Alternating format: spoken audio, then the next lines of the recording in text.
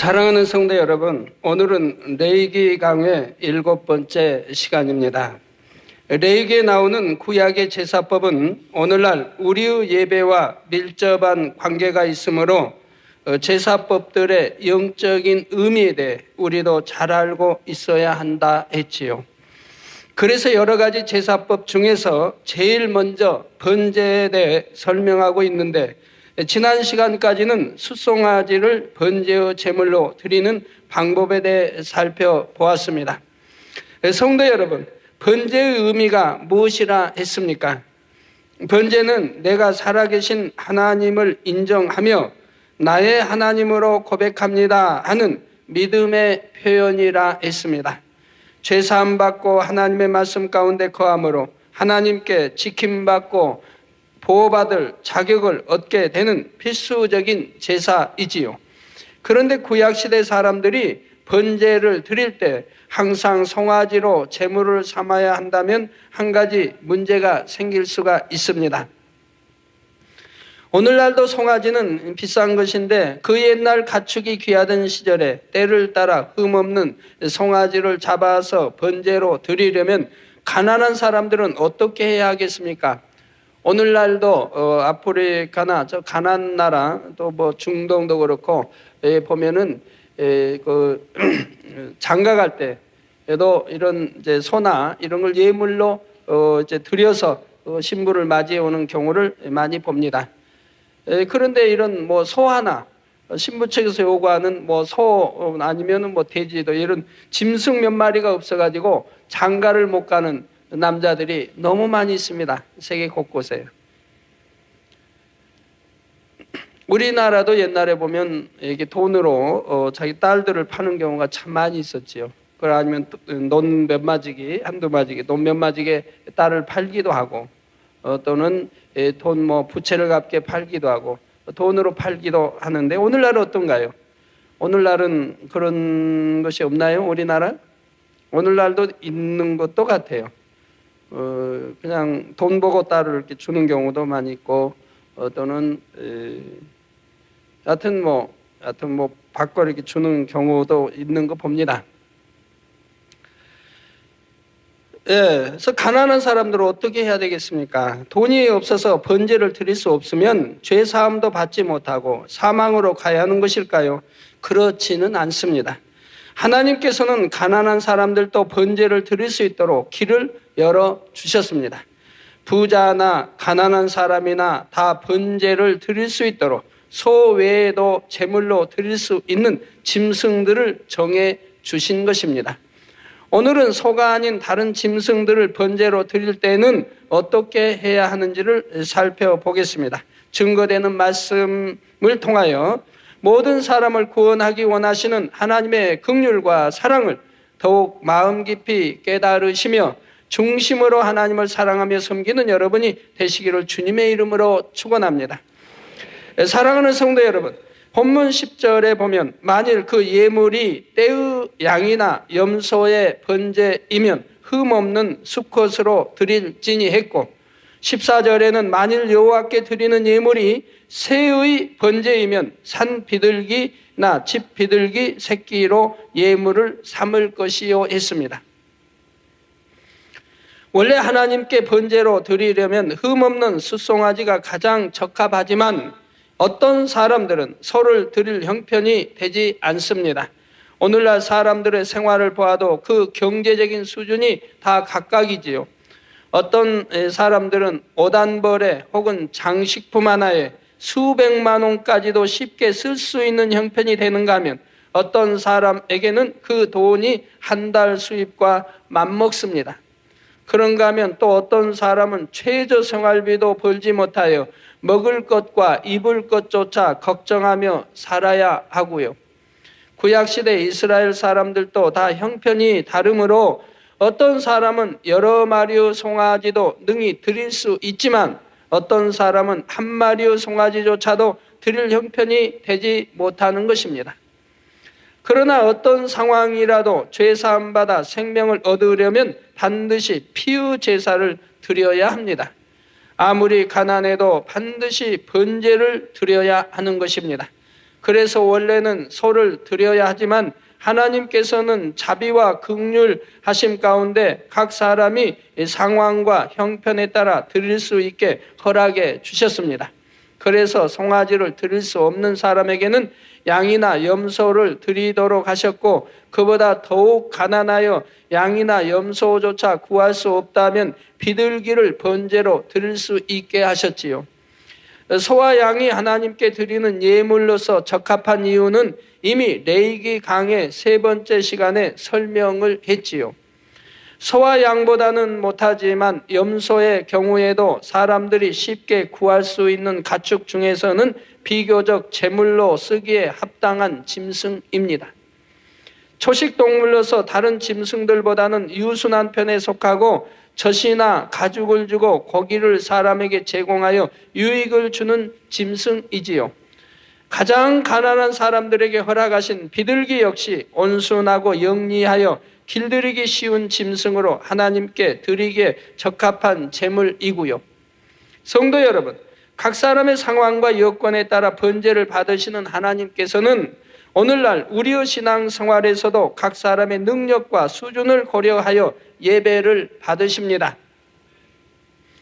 예를 들어 여러분이 예배를 드릴 때에도 각 사람의 지능과 학력과 나이 등에 따라 말씀에 대한 깨우침이나 은혜가 다 다릅니다.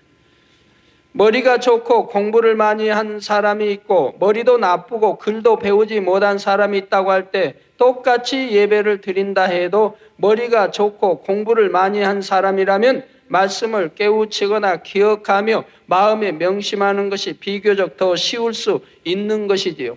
그러나 하나님께서는 너는 머리가 나빠서 잘 깨닫지 못했으니까 예배를 제대로 드리지 않았다 하시는 것이 아닙니다.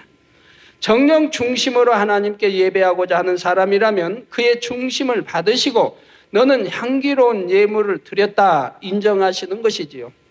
또 나이에 따라서도 예배에 영향을 받는 경우가 있습니다. 때로는 연로하신 분들 중에 연세로 인해 말씀을 잘 이해하지 못하거나 기억하지 못하는 경우가 있지요. 예배를 잘 드리고 싶은 마음이 너무나 간절하지만 아무리 열심히 들어도 돌아서면 잊어버리고 마음에 새기는 것이 더디다고 안타까워하시는 것입니다. 그러나 모든 형편을 아시는 하나님께서는 그 노력하는 중심을 보심으로 긍휼히 여기시고 기쁨으로 예배를 받아주신다는 사실입니다. 제가 개척 전에 이제 저희 어머니, 유괴 어머니를 놓고 기도할 때 하나님께서 주신 말씀이 있습니다. 내 유괴 어미를 걱정하지 말아라, 염려하지 말아라. 그 말씀하셨는데 그 당시 이제 어머니 연세가 90에 가까우니까요. 90에 가까우니까 그럴 때인데 이미 어머니는 이제 하나님 영접하기 전에 기억력이 이제 없지요. 귀도 잘 안 들리시고 그래서 말씀 잘 못 알아들으세요. 귀가 잘 안 들리시고 거기에다가 기억력도 없으시고 이런 상황이에요. 거기에 이제 하나님의 영접에서 예배 나와도 하나님 말씀을 잘 알아듣지를 못하세요. 거기 또 들어도 금방 잊어버리시고 이런 상황에 예배를 드리시게 되죠. 그래서 제가 염려하여 기도했을 때 하나님이 염려하지 말라 이렇게 말씀하시면 네 어미는 유괴 어미는 이미 기억력이 없고 또 잘 알아듣지를 못한다. 또 깨우치지 못한다. 그러지만 내가 그 마음을 주관하여 예배에 열심히 참여하게 하고 있느니라. 그런데 어머니가 각종 예배에 빠지질 않아요. 아무리 시골에서 멀어도 또 서울 와서도 예배에 빠지질 않아요. 수요 예배든 각종 예배. 중심을 하나님이 붙들고 계시다는 얘기입니다. 그래서 예배에 참여하는 그것으로 하나님은 받으신다 이 말. 왜? 육적으로는 이미 말씀을 들을 수 없고 깨우칠 수 없고 기억할 수 없는 상황이니까 그 몸이 하나님 성전에 와서 예배 드림으로 그걸 하나님은 받으신다고 말씀하신다. 그러니까 아무 염려하지 말라고 말씀해요. 또 그냥 자녀들이 용돈이 붙으면 다 모았다가 하나님 그대로 드려요. 그게 이제 하늘나라에 또 상급 쌓는데 그것도 하나님이 다 주관하신다. 하늘나라에 상급을 쌓도록. 자, 그런데 여러분이 기억하실 것은 이런 경우도 성령의 감동 가운데 예배를 드리면 내 지혜나 지식이 좀 부족하거나 나이가 많다 해도 하나님의 능력이 임한다는 사실입니다. 성령의 역사 속에서 듣는 말씀을 능히 깨우치고 양식 삼을 수 있도록 도와주시는 것입니다. 저도 기억력은 많이 부족하지만 말씀을 들을 때는 마음으로 양식 삼기 때문에 정확하게 몇 장 몇 절까지는 기억하지 못한다 해도 필요할 때는 성령의 역사 가운데 가장 적절한 말씀을 즉시 떠올릴 수가 있습니다. 그래서 66권 말씀에서 가장 필요한 말씀을 즉시로 떠올려 주세요. 저는 떠올려 주시는 게 뭐 1초가 걸리고 그런 게 없어요. 아주 즉시로 오니까요. 여러분과 상담한다, 예를 들어 뭐 한다, 뭐 말씀을 생각해 가지고 하는 적 없어요. 바로 곧장 주세요. 거기에도 짝까지, 66권의 짝까지 그냥 비유가 촥촥 하고 그냥 물 흐르듯이 쫙 와요. 거기서 이제 골라 잡아요. 설교도 마찬가지. 설교도 수많은 비유를 언제 그거 다 합니까? 뭐 매주 그 3번씩 설교. 그 많은 비유가 아주 끝없이 와요. 끝없이 거기에 필요한 말씀을 해 비유로 와요. 거기서 골라 잡아야 돼요. 하도 많으니까. 다 하다 보면 시간이 막 너무 가니까, 그래서 말도 빨리 해야 되고, 그리고 골라 잡아서 더 적절하다 싶은 거 골라 잡아서 이렇게 하거든요. 여러분이 이게 성령의 하나님께 전폭적 의지해서 성령의 이렇게 주관을 강하게 받으실 수 있다면 뭐 염려할 게 하나도 없어요. 그러니 여러분이 나는 부족해서 못해요, 노력해도 잘 안 돼요 하는 것이 아니라 중심으로 힘써 드리면서 하나님의 능력을 구하시면 되는 것입니다. 저는 가끔 이제 주변에 그래요. 당장님 기억력 좋으시네요. 근데 제가 기억력은 사실 없어요. 그렇지만은 메모지 저는 가지고 안 다녀요. 수첩에 메모한 적 없어요. 뭐 메모하는 적이 없어요. 메모지 없어요. 그래도 여러분 약속 또는 하나님 같은 뭐 시간 약속, 예배 약속, 뭐 약속, 또 언제 뭐 무슨 행사 있다 뭐 약속, 저는 기억 잘합니다.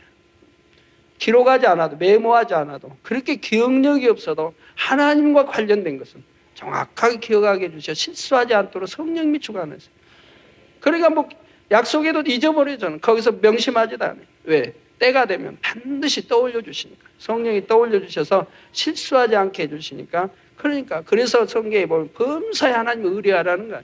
그럴 때 하나님이 책임져 주신다 이 말이에요. 꼭 그렇게 기억 못해도 기억해야 할 것은 정확하게 기억하게 해주세요. 기억해야 할 것. 대화 중에 대화에도 잊어버려도 꼭 기억해야 할 것이라면 수년이 가도 10년, 20년이 흘러도 기억하게 하십니다. 뭐 기억이 정 안 되면 환상으로 보여주세요. 그 당시 상황을 보여주셔서, 저는 20년 전에 누가 대화했다면 대화 어디서 어떻게 어디 자리에 앉고까지 알 수가 있어요. 왜? 환상으로 그 당시를 보여주시면서 말하게 하니까요. 그러니까 요즘은 당회장님 기억력 참 좋으시네요 이렇게 하는 분들 가끔 있는데, 그런 면에서는 성령이 도와주시기 때문에 기억할 수 있는 것은 꼭 기억하게 하시고, 또 어느 건 기억했다 필요 없을 때는 잊어버리게 하시고, 어느 거는 잊어버리지 않게 하시고. 여러분 신방 간 가정도 마찬가지예요. 옛날에 10년, 20년 전에 신방을 갔어도 어느 가정은 그 가정에 신방했던 본문 제목까지도 정확하게 기억하게 하시는 게 있어요. 어느 거는 잊어버리게 하시고 하는 것도 봅니다. 그래서 중심으로 힘써 드리면서 하나님의 능력을 구하시면 되고요. 성도 여러분, 번제를 드릴 때 예물은 여러 종류가 있지만 하나님 앞에서 정작 중요한 것은 무엇을 드리는가가 아닙니다. 얼마나 믿음을 가지고 중심을 다해 드렸는가 하는 점이 중요한 것이지요. 가난한 과부가 겨우 2렙돈을 드렸지만 예수님께서는 그 여인이 거기 있는 모든 부자들보다 더 많은 것을 드렸다 하셨지요. 부자들은 여유 있는 중에 드렸지만 과부는 자신의 생활비 전체를 믿음과 사랑으로 드렸기 때문입니다. 부자가 볼 때는 2렙돈은 정말 하찮은 겁니다. 그렇지만 이 과부의 가난한 과부로서는 이 2렙돈도 큰 돈이라 이 말이에요. 생활비 전체를 드렸다 이 말입니다. 자, 이런 것처럼 만약 비둘기도 겨우 드릴 형편의 사람인데 마음의 주관을 받아서 믿음으로 염소를 드렸다면 이는 부유한 사람이 드린 송아지보다 더욱 하나님을 기쁘시게 할 수가 있습니다. 고린도서 8장 12절에 할 마음만 있으면 있는 대로 받으실 터이요 없는 것을 받지 아니하시리라 하신 대로 정성껏 드린 그 중심을 보시는 것이지요. 그러나 송아지를 능히 드릴 수 있는 사람이 인색한 마음으로 양이나 비둘기를 드린다면 하나님 앞에 기쁘심이 되기는 어려운 것입니다. 성도 여러분, 경제적인 형편에 따라 재물은 여러 가지로 달라질 수 있지만 어떤 재물을 드릴 때라도 드리는 사람의 마음 자세는 항상 거룩하고 온전해야 합니다. 그래서 양이나 염소의 경우 송아지와 마찬가지로 흠없는 수컷을 드리라 했지요. 흠없는 수컷의 영적인 의미도 소의 번제에서 이미 다 설명을 했습니다. 귀한 분에게 예물을 드리면서 흠이 있는 것으로 드릴 수 없는 것처럼 하나님께 드리는 예물이라면 당연히 흠없는 짐승으로 드려야 합니다. 우리 사람도 어떤가요? 여러분도 예물을 드릴 때에 흠없는 것으로 드리겠지요? 예를 들어 더더구나 어떤 경외하는 분에게 예물을 드린다고 해봐요. 아니면 내가 사랑하는 어떤 에게 예물을 여러분 드린다고 해봐요. 그럼 예물 하나 드린데도 그 포장 하나만 해도 얼마나 정성을 다해 여러분이 포장을 합니까? 포장하고 거기에다가 하다못해 묶는 끈 하나도 예쁜 거 사서 예쁘게 묶고 거기다 꽃을 만들어가지고 또 중앙에 붙이고 가에도 어떤 사람은 꽃 어떤 사람은 진주를 박아가지고 그 포장지에만 해도 얼마나 정성을 다해요. 그래가지고 경외하는 사람에게 예물 아니면 사랑하는 이에게 준다 이 말이에요. 그러나 내가 사랑치도 않고 한다면 대충 드리겠는데 그러지 아니하고 정성을 다해 드리는 걸 봐요. 하물며 우리가 만군의 여호와 하나님 앞에 드릴 때 얼마나 정성을 다해 드려야 하는지 여러분들이 아실 것입니다. 자, 영적인 의미로 흠없는 제물을 드린다는 것은 우리가 예배할 때 기쁨과 감사함에 온전한 마음으로 하나님 앞에 예배해야 함을 뜻한다 했습니다. 또 수컷으로 드리라는 것은 변개함 없이 정한 중심으로 예배해야 함을 의미한다 했지요. 이렇게 양과 염소의 번제 방법은 대체로 소의 번제에서 설명한 내용들이기에 중복되는 것은 간략하게 요점만 설명하겠습니다. 혹시 이전 말씀이 잘 기억나지 않으신다면 여러분이 다시 들으셔서 온전히 양식 삼으시기를 부탁드립니다.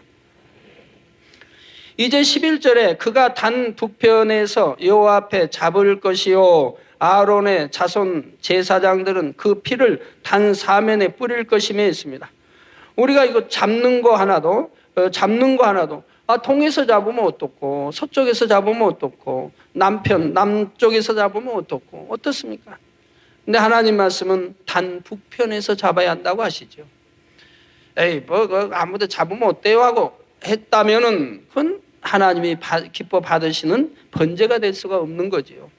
자, 제물을 잡아 피를 흘려야 하고 그 피를 단 사면에 발라서 죄 사함을 받는 것은 소의 번제에서 다 설명을 했습니다. 그런데 본문에서는 제물을 잡을 때에 단의 북편에서 잡으라 하셨지요. 제물을 잡는 것이야 동서남북 어느 쪽에서도 다 잡을 수 있는데 특별히 북편에서 잡으라 하신 이유는 무엇일까요? 북편은 영적으로 차갑고 어두운 상태, 싸늘한 것, 날카로운 것 등을 의미합니다. 성경에 보면 이스라엘의 재앙이나 고통을 예언할 때 주로 북방에서부터 이른다고 표현하고 있죠. 예를 들어 예레미야 1장 14절에는 여호와께서 내게 이르시되 재앙이 북방에서 일어나 이 땅의 모든 거민에게 임하리라 했고, 예레미야 4장 6절에는 시온을 향하여 기호를 세우라, 도피하라, 지체하지 말라, 내가 북방에서 재앙과 큰 멸망으로 이르게 할 것임이니라 했지요. 에스겔 38장 6절에는 고멜과 그 모든 때와 극한 북방의 도갈마 족속과 그 모든 때 곧 많은 백성의 무리를 너와 함께 끌어내리라 했습니다. 이는 마지막 때 3차 대전에 대한 예언의 말씀인데 이때도 전쟁의 큰 원인을 극한 북방의 족속으로 표현하고 있는 것입니다. 물론 성경에서 북쪽이라는 말을 쓰는 것이 무조건 나쁜 의미로 쓰이는 것은 아니고 때로는 단순히 방위를 표시하는 경우도 있지요. 이런 경우 외에 특별히 영적인 의미를 담고 있을 때 북쪽, 북편 혹은 북방이라 하면 그 영적인 의미는 주로 날카롭고 싸늘한 이미지, 또한 어둡고 차가운 것을 표현한다는 것입니다. 또한 이런 일기도 보면 그렇죠. 북쪽에서 불어오는 바람이 차갑고 날카롭고 그냥 싸늘하지요. 남쪽 바람은 따스하고 여하튼 그런데 북쪽 바람은 아주 차갑고 날카롭고 싸늘하고 이런 거 볼 수가 있지요. 자, 단 북편에서 재물을 잡으라 하실 때도 영적인 의미로 북편을 의미합니다. 번제의 재물을 잡는 것은 죄로 인해 마땅히 죽어야 할 죄인들을 대신하여 죽이는 것입니다. 죄인들이 받아야 할 사망의 저주가 재물에게 옮겨지는 것이지요. 거룩하신 하나님께서는 죄를 기뻐하지 않으시며 죄인들은 하나님과 끊어져서 버려집니다. 그래서 우리 예수님께서 인류의 죄를 지고 십자가에 달려 죽으실 때도 예수님은 잠시나마 하나님께 외면당하셔야 했지요.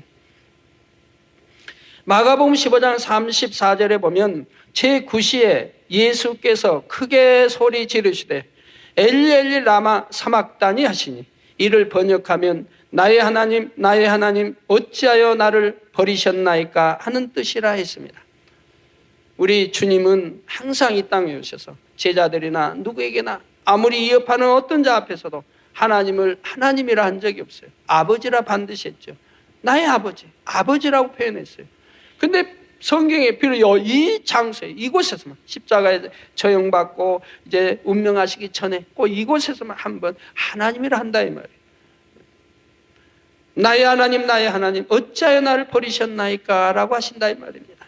사역하는 동안 항상 하나님을 내 아버지라고 떳떳하게 부르시던 예수님이셨지만 모든 인류의 죄짐을 지고 죽으시는 이 순간만큼은 차마 거룩하신 하나님을 아버지라 부르지 못하고, 즉 죄인으로 우리 인류의 죄를 지고 대신 지고 지금 처벌을 받으시기 때문에 죄인의 몸이기 때문에 하나님을 아버지라 부르지 못한다 이 말이에요. 그래서 아버지라 부르지 못하시고 하나님이라 부르시는 것입니다. 성경 곳곳에 보면 죄인들이 지옥에 갔을 때를 묘사할 때 바깥 어두운 데 떨어져서 슬피 울며 이를 갈미 있으리라 했지요.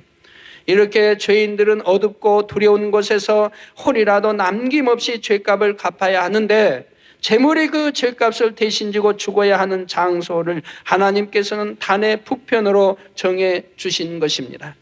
우리 예수님께서 사람들의 죄를 지고 십자가를 치신 장소도 마태복음 27장 33절에 보면 골고다, 즉 해골의 곳이라 했습니다. 그 지명만 들어도 벌써 어둡고 섬뜩한 무서운 곳에서 죄의 값을 감당해 주셨던 것입니다.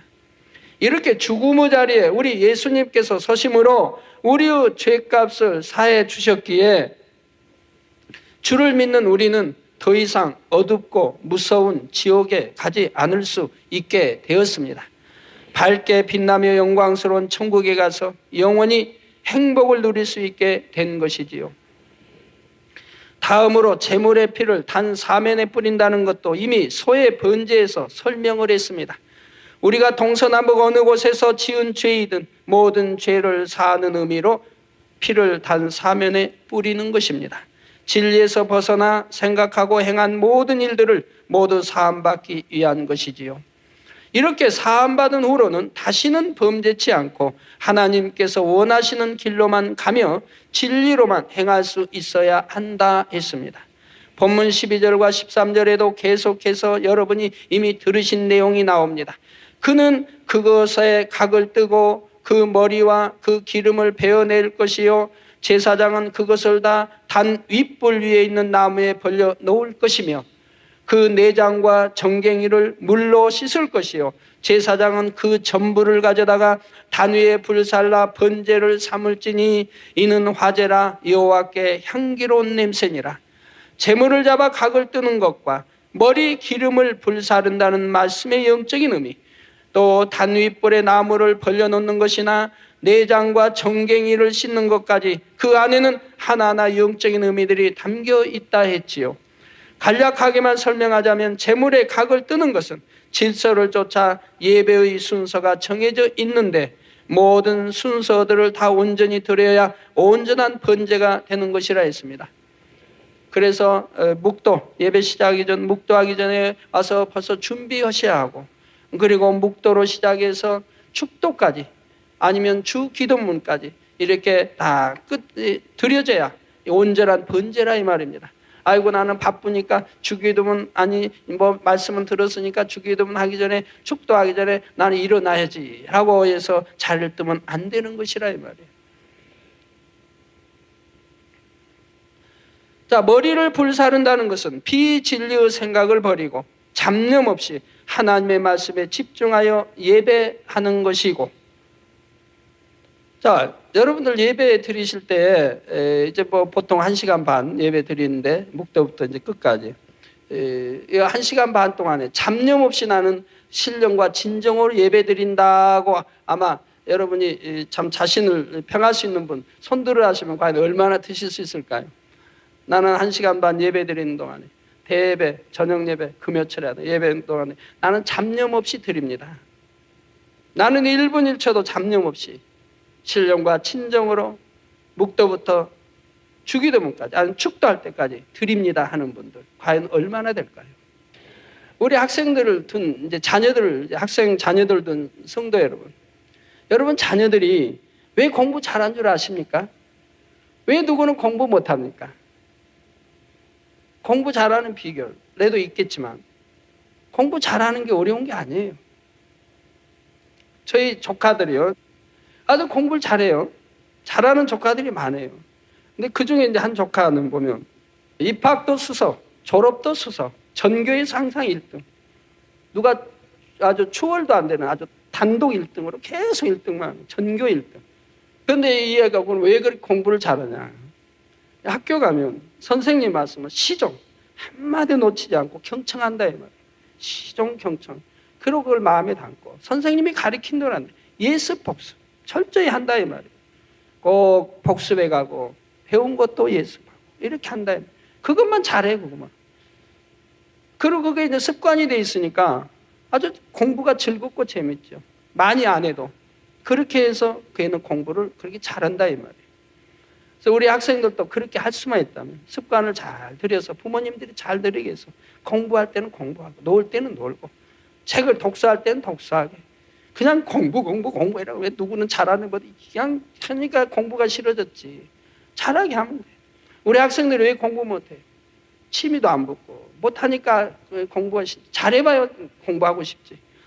아무리 학생들도 뭐 잘하는 과목이 있어요. 만약에 영어를 잘한다. 그러면 영어 시간 기다리자는 거 같아요. 영어 시간. 왜 선생님이 탁 누가 읽어봐라 하면 저요 해가지고 그냥 달달달 읽는 게 얼마나 재미가 있어.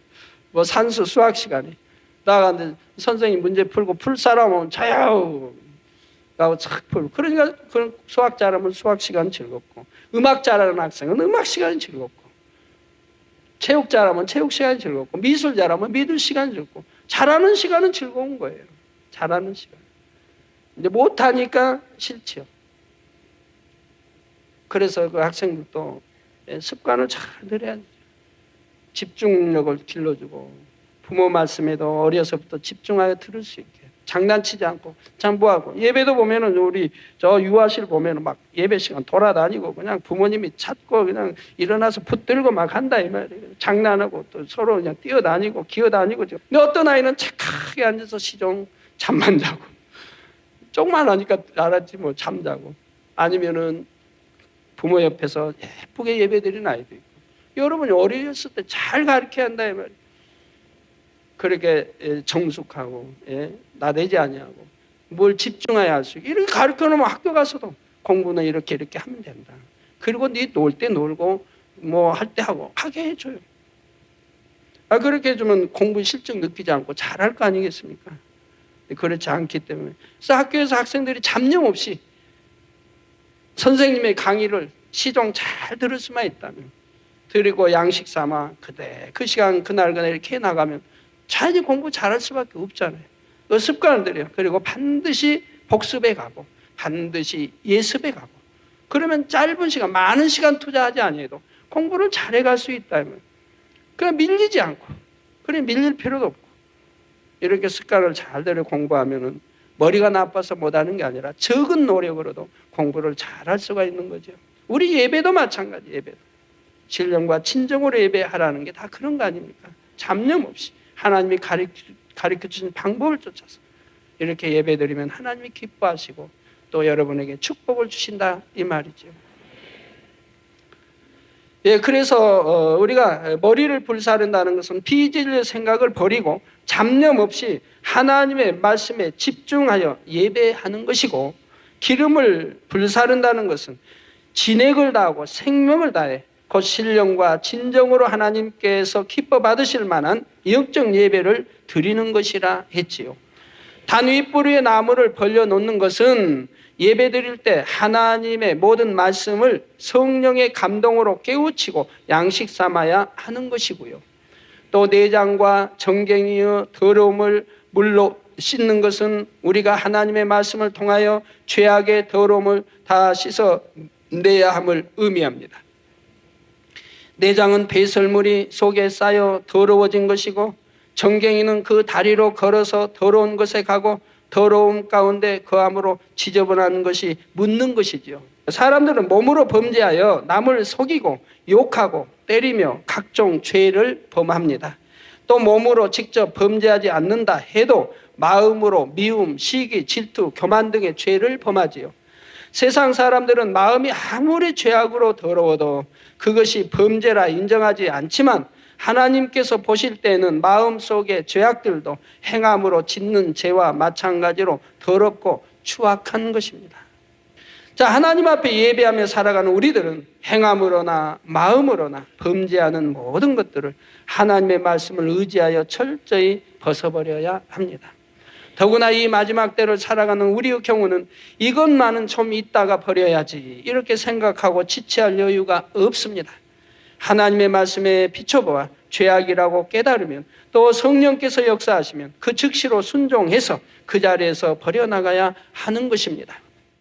하나님께서 약속하신 대로 급속한 영의 물결을 타고 그 흐름에 동참하여 새 예루살렘에 들어가는 행렬에서 낙오되지 않을 수 있다는 사실입니다. 자, 성도 여러분, 양과 염소의 번제에 대해서는 이제 소의 번제와 비슷하므로 핵심적인 내용만 간략하게 복습을 했습니다.